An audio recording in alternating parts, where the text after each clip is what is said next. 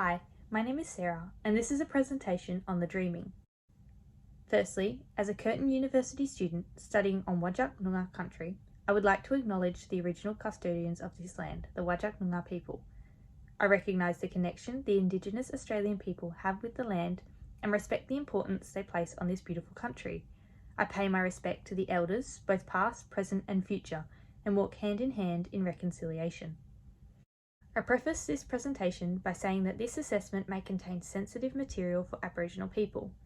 Photos, names or voices may be used or mentioned throughout this assessment, which may include sensitive events or people that have passed away. The content is being used for educational purposes, and I pay my respect to the traditional custodians of this land. The position I take as a non-Indigenous person is presenting the experiences with dreaming and dreamtime stories through the research and literature, connecting it to a local setting, exploring the stories of the Whadjuk Noongar people of Perth's region. A quote that resonated with me was said by Stana, which is as follows: "We, non-Indigenous Australians, shall not understand the dreaming fully, except as a complex of meanings." This encapsulates this presentation, as I am able to explain what it is through literature. However, I will always be disconnected from the true meaning and spiritualities of dreaming. So, what is dreaming? According to the Aboriginal Contemporary website, dreaming is the word used to explain how life came to be. It is the stories and beliefs behind creation. Dreaming is sacred and explains the existence of a custom or law of life. It has been said that the natural world, including animals, trees, plants, hills, rocks, waterholes and rivers, were all created by spiritual ancestors, and it explains how things came to be, such as why a rock is in a certain location or how the kookaburra got its laugh. Dreaming also shapes the ways of being in Aboriginal culture, and the stories of creation are the core centre for Aboriginal law and culture. Dreaming stories explain the beliefs in Aboriginal culture, such as why not to hurt animals, who one can and can't marry, have children with, or even talk to. This belief is actually referred to as the kinship system. Dreaming stories also explain how to show respect in another's country and welcome strangers into their own. And dreaming also explains how to behave in an array of different situations. In a journal article, traditional owners of the Walakara Indigenous Protected Area, Langakali and Kunjapai Robin, state that maintaining strong people and country is to pass on cultural knowledge from generation to generation, especially to younger people.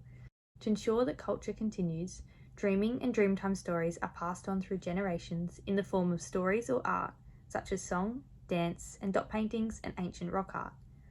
Unfortunately, a lot of culture and language has been lost due to the displacement of Aboriginal people, typically from those a part of the stolen generation. This is why it is important for the languages and stories that are still known today are to be passed down from elders to ensure that the culture is kept alive.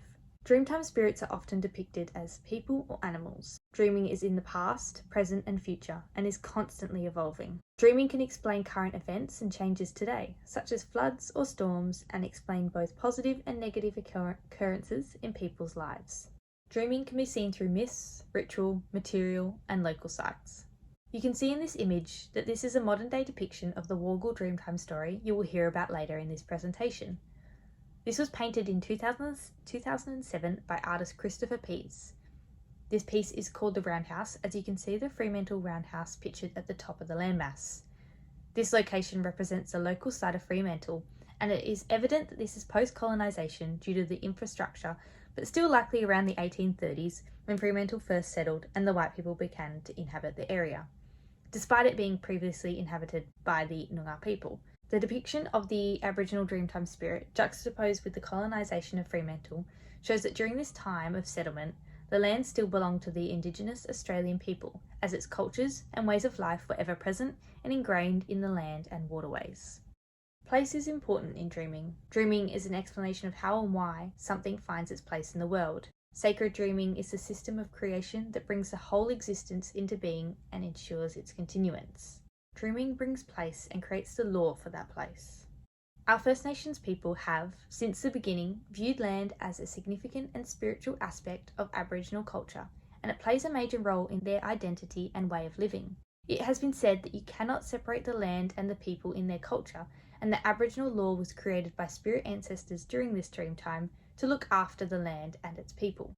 Before colonisation, the Aboriginal people lived off the land and only pillaged for subsistence and never took more than they needed. This ensured that all their resources for living and survival were maintained and not depleted, and they travelled across the land to allow the land to recover and replenish its resources. This respect for the land is ingrained in their dreaming law and culture and is very different to the current state of the world when looking at the land's natural resources. With dreaming came Dreamtime stories. The local story for the Whadjuk Noongar region looks at the Wargle, the rainbow serpent.